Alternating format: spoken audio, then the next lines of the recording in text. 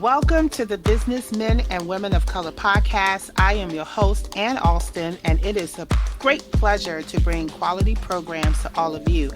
I am once again excited that I am here with another amazing speaker, motivational speaker, who's going to come here and talk about some of his fine points here. I want to make sure that I say that I wish everybody could go and visit all the pages. Make sure that you click on all the names, listen to all the podcasts, because these people are giving out some really amazing and great information. So please take advantage of this unique opportunity to get some information, either personal or professional. Just in case you didn't know, the purpose of the Businessmen and Women of Color podcast is to network our small businesses, share information, and also provide any other information if you are a career seeker or working professional who is looking to get into this line of work.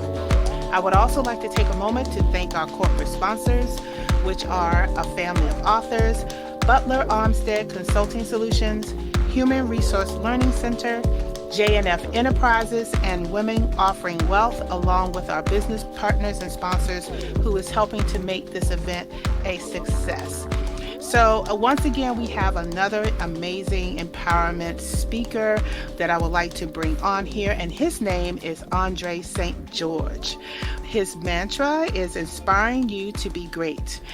He's a professional speaker, a trainer, and a mentor that has followed his entrepreneur journey into delivering a message filled with empowerment that ignites others to believe in their own potential. Andre has dedicated his life to lead, innovate, and inspire others to manifest their dreams and execute their passions. In addition to his motivational speaking, he is also working with several nonprofits and schools to also empower our youth and to teach different type of workshops and even have events to help kids find their voice. And I really am excited to hear more about his article, the TKO Leadership Magazine article that he wrote, and I'm also interested in hearing more about the Vital Method 5 principles, which he's going to talk about later on in this podcast. So, ladies and gentlemen, please welcome Andre St. George to the podcast. Hello, Ann. How are we doing? We're doing great. We're doing great. I'm doing fantastic. So, tell us all about Andre St. George and what it is that you're, going out there empowering people to do. First off, there was something in my heart that I always felt that I wanted to do public speaking, just didn't really know where to begin, how to get involved. So I had a friend of mine come to me, and I had always heard about Toastmasters, always wanted to go to Toastmasters, just never really committed to going, never found the time to do it. Finally, a friend of mine came to me and said, hey, look, come join me, come to this Toastmasters meeting with me. I go, have a awesome time. I sign up that night, become part of Toastmasters. That was my introduction to really getting my feet wet with public speaking. So upon that, I came right out the gate. I wanted to get involved in the contest. I really wanted to be involved in Toastmasters. I took what I learned in Toastmasters and what other people were, coming to me to tell me about, hey man, you're a great speaker, you really motivate people. So it kind of turned the switch on for me that maybe this was something that I needed to really commit to and really go forward with. My first couple of speeches in Toastmasters were about bullying because that was something that was dear to my heart. That's something I've experienced as a kid growing up. So that's the message that I wanted to give back to others. So I looked at that as, a way to lay out the direction of where I wanted to go with public speaking. And I figured why not start where it mattered the most, and that's with our youth. So I started doing some mentoring, and many of my speeches now are catered towards bullying. I held an anti-bullying rally here in Virginia after a little girl lost her life at one of the high schools here. She took her own life, and it was due to bullying. So I figured, this can be a way to really start to give back and really raise some awareness on to people about what's going on, not only in schools, but also in the homes. So that was my reason behind becoming a public speaker. Okay. So I know you touched on about bullying. I have a soft spot about bullying because I was as well. But before I get into that, I kind of want to step back just a little bit about the public speaking portion of it, only because I know that there are people that may be listening to this podcast and saying that they want to be a public speaker. I think over the last few years, there are now so many more public speakers out there than ever before. And I kind of want you to elaborate on some of the deciding factors of why you would want to become a public speaker. I know part of it is mentoring and talking about bullying, but once you got into Toastmaster, what are some of the advantages or the things that you learned? Because I think it'd be good for people to hear your experience on, just stepping out there and making that final decision, and then also having that experience to stand up and talk in front of a crowd. Absolutely. I'll tell you first getting started, it was a bit scary because again, I'm brand new to this, didn't really know how it was going to take effect. And many people think when they get into public speaking, you're just talking about something. You come up with a topic and you speak on that topic. Well, it's so many different dynamics to it. And Toastmasters really helps you put those things in perspective. They teach you how to do an introduction on a speech. They teach you how to piece the speech together, how to format the speech, how to close out a speech, how to keep the audience engaged, how to use your voice, up and down, vocal variety.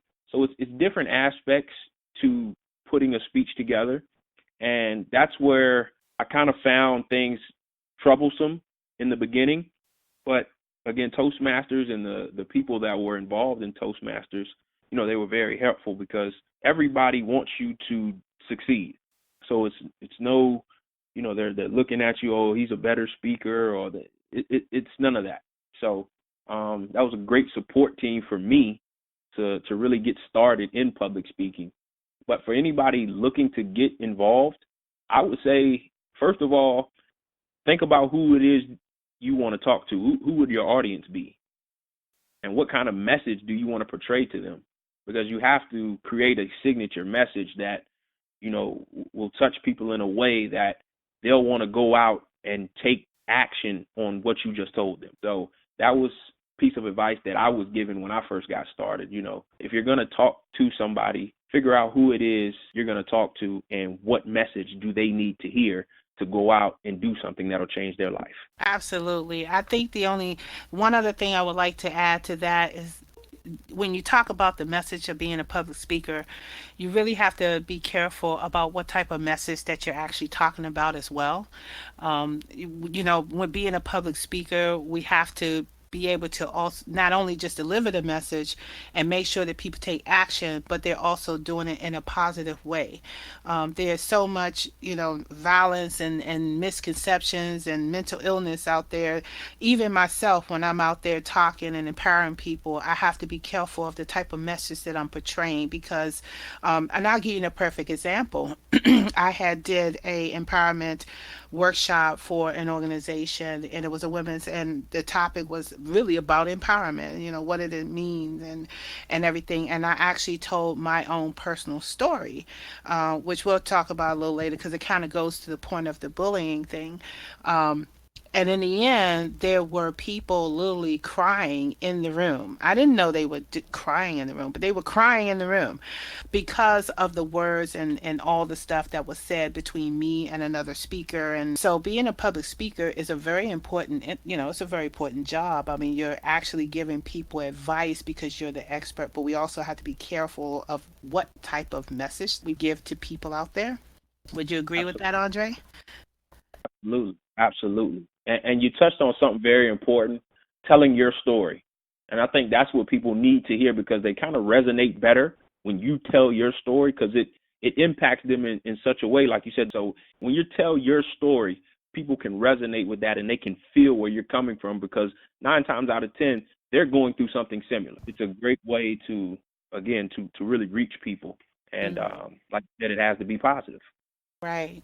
Okay, so you mentioned that one of the inspirations for you to tell your story about bullying, was this sort of the only aspect that you wanted to be a public speaker, or was this just like your main driving force as to why you wanted to become a speaker?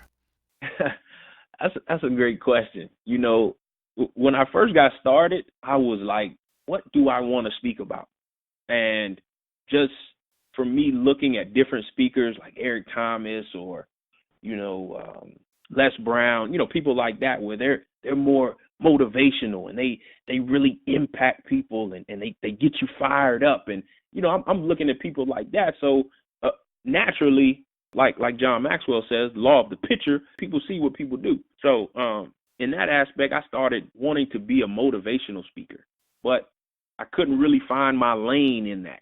So the first couple of speeches that I did in Toastmasters were about bullying. And I never really thought anything of it until somebody came to me and was like, "Hey, this is what you should really be talking about, because you're passionate when you speak about it. Your storytelling aspect of it was good because it's your story, so you can tell your story better than anybody."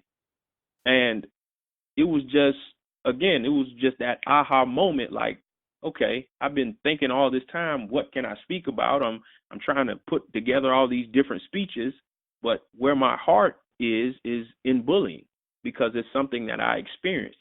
It's something that people out here experience every day. So put together a message for those people because they need to hear it. Yeah, and so let me ask you, when you're telling your story, and this is probably going to be an uncomfortable question, it might be an uncomfortable question. What end result or what outcome are you trying to impact? Because I know that when I told my story, I was actually talking about the outcome of how you can overcome the most worst situation you think you possibly can be in, and then I will give that outcome. What is your outcome that you're trying to portray to people when you're giving your speeches? That bullying doesn't have to end negatively. See, for me, I was bullied on a couple of occasions, but the one that sits most in my mind is I was in middle school and I was bullied by a kid a little bit older than me, and it got to the point where I wanted revenge.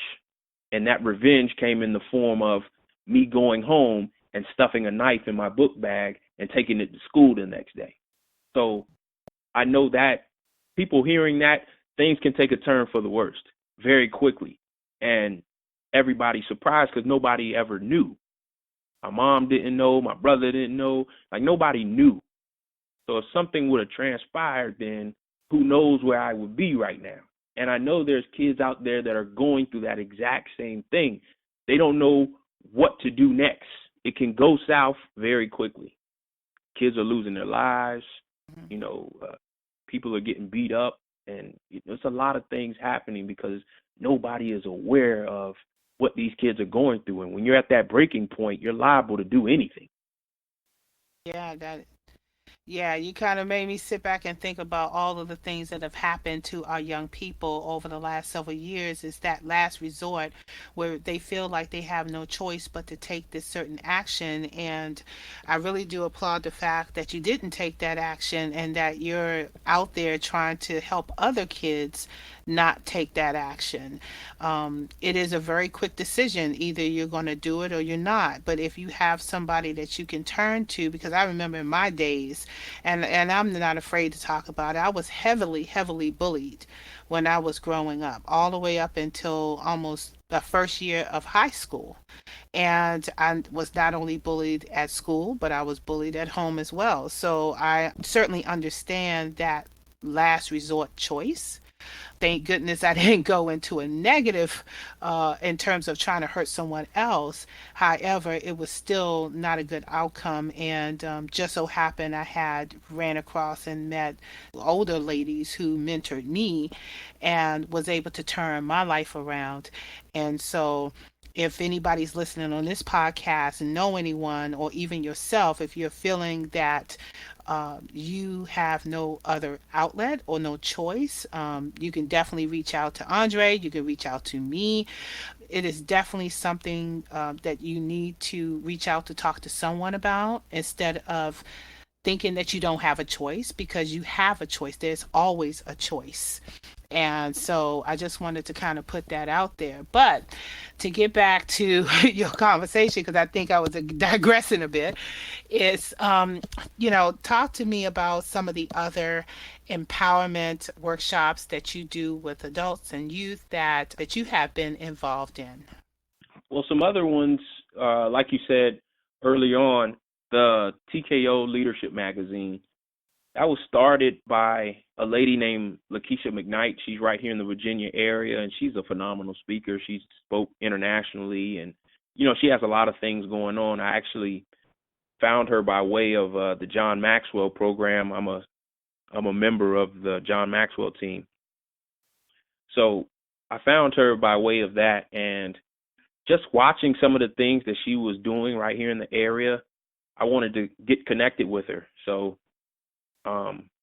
we actually connected and we spoke for a few months, and she offered me the opportunity to be featured in her magazine. Now, this is a magazine that mostly was catered towards women.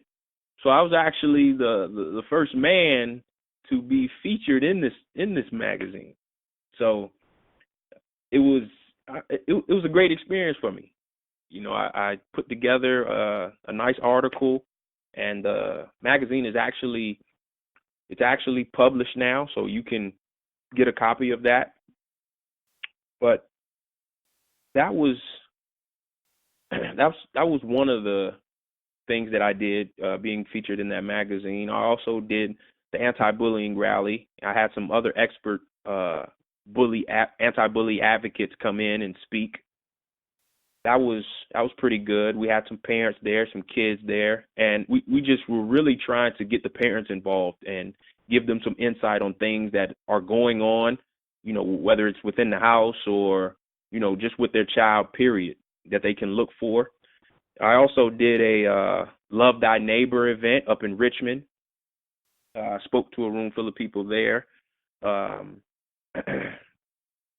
and some workshops that, well, actually, I have a workshop coming up. It's a youth initiative workshop where I'll be talking about bullying and a positive self-image. I'm co-facilitating that with another John Maxwell team member, and we have another one coming up May the 6th. So we just have some things in the works right now, but it's all kind of really catered toward that message. Bullying and positive self-image, and just things kids can start to look for. Also, parents, that they can, signs that they may have overlooked and aren't noticing with their child. So we want to keep everybody aware. Fantastic. Okay. Well, tell us about the Vital Five Principles. Is that part of your empowerment workshops or one of your activities that you do with the students? That's actually an activity, and I came up with this because I'm an avid reader, so I'm always reading, and I love finding out about new things.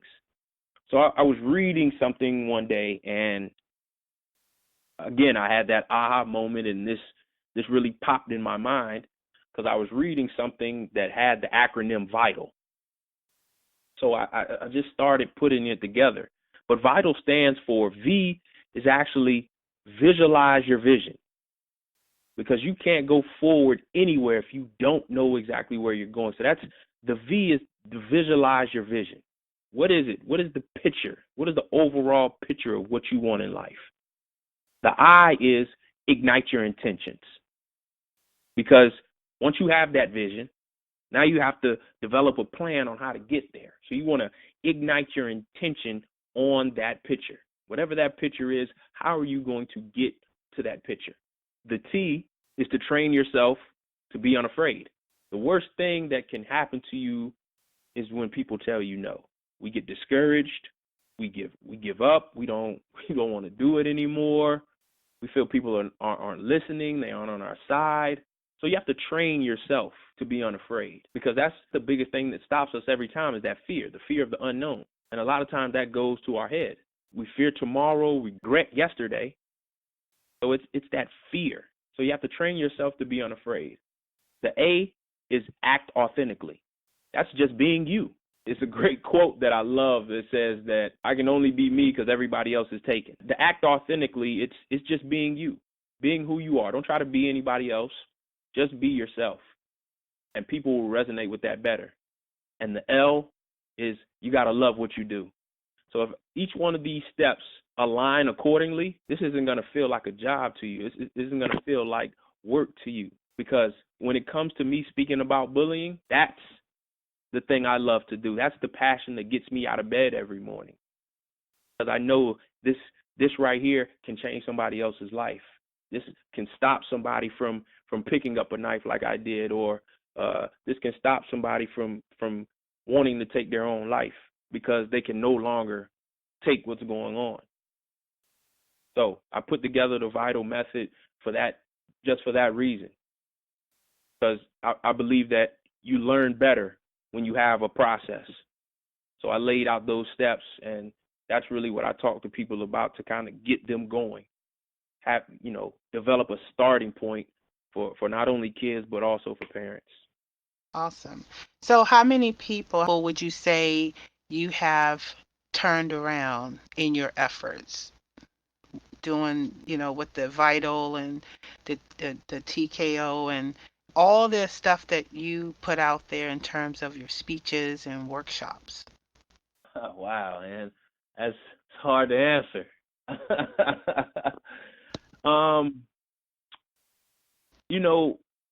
I get a lot of support from people that I didn't even know that was in support of what I'm doing.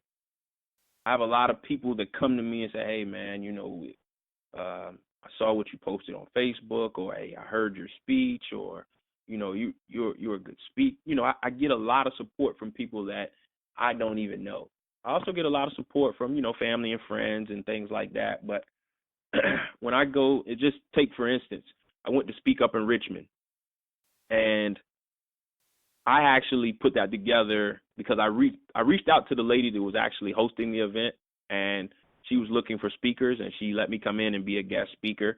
But there was nobody in the room that I knew. I think the only person I did know was my cousin. She came up because she lived in Petersburg. But everybody else I didn't even know. All the speakers, none of them. But afterwards, I got such praise on the speech that I delivered that 3 of the people there, they're now in my mastermind group, because I do a weekly mastermind group every Monday. And I have since brought these 3 guys into my inner circle. Just how many people, I couldn't say, but my goal is to impact thousands. Impact thousands. So I guess I was asking, was there like maybe 1 or 2 people in particular that's actually walked up to you and said, "Thank you, Andre. I was about to make that move, but you stopped me. You stopped me from doing this thing." You know what? That actually did happen. And I'll tell you a quick story. When I got involved in Toastmasters, there was a contest coming up, and I had to get 6 speeches done so I could be a part of that contest. So I get all the speeches done. I got into the contest. I did my speech about bullying. The meeting after that, we meet every Tuesday at Strayer University over here in Virginia. And a guy came to the Toastmasters meeting, and he brought in his daughter. Now, I just finished the contest, so they wanted me to do my speech that I did for the contest again. So I get up and I do my speech, and it's about bullying. Everybody claps. I sit down. Right before the meeting is over, his daughter came over to me where I was sitting, and she gave me a big hug. Now, I had never seen her before. She gave me a big hug, and then she gave me a picture. And I asked her, "What is this picture of?" She said, "That's me, and that's you, because I get bullied at school by this older girl." And she started telling me the story about it, and she said, "But I'm not scared anymore."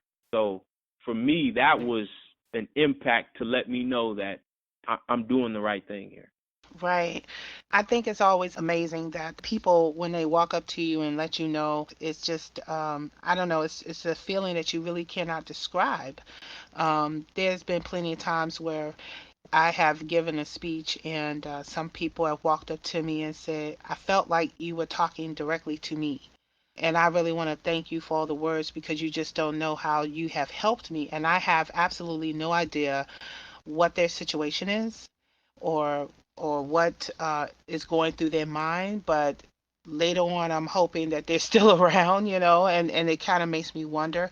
So it's a good thing that we're helping people, but there's a lot of times where I kind of walk away feeling like I could do more. I don't know if you feel the same way as well, but I do feel like I could give more. I feel like that just about every time I speak. Even though I know what I want to say, in the beginning, I used to feel like, man, I got to talk to everybody in the room. And for somebody looking to be a speaker, I would tell you that's the actual wrong approach. And I learned this from John Maxwell. When you get up and speak, you want to make sure you reach one person, just one. I don't care if it's a room full of 100, room full of 1,000. You want to reach just one person, because if you reach that one person and you tell your story, everybody else will hear it, and they'll hear the part that resonates with them. See, a lot of times as a speaker, we try to cater the story to everybody, but we can't reach everybody. You need to reach one person. And now when I speak, that's my mission, just to reach one person, Right. because everybody else will hear something that they pick up on, that, oh, Mhm. okay, well, yeah, I understand that. I went through that. So let me ask you, Andre, as a speaker, that you're going out there and doing these things, which I really applaud you for doing. This is a networking event, and these are a lot of people here that have different specialty of services in addition to the people who are listening. What do you need as a small business or speaker that will help you? What do I need? Well, I'm I love networking events. First of all, I love them because it gives you a chance to interact with people in so many different areas that you may not have strengths in. And you meet these different people and they have their different businesses. So for me, there's venues and avenues that I'm not able to reach. There's other speakers out there that I don't know about, but I'm always looking to lock arms with them, because when you put more people together, that's when you start to form that power. Everybody wants to be a part of something. So that as we're forming that team, that development starts to occur. So I'm always looking to lock arms with other speakers that are speaking in this arena, talking to youth, and talking to, talking about bullying and things of that nature. And I'm always open to speak at schools or different functions or organizations, or I'm always looking to get my message out there. So for anybody listening, or anybody that may be looking for a speaker to come in and talk to the kids, or know, maybe some organizations look for mentoring or workshops, I'm always available to talk with you and see what we can put together, because it's not about me, it's about them.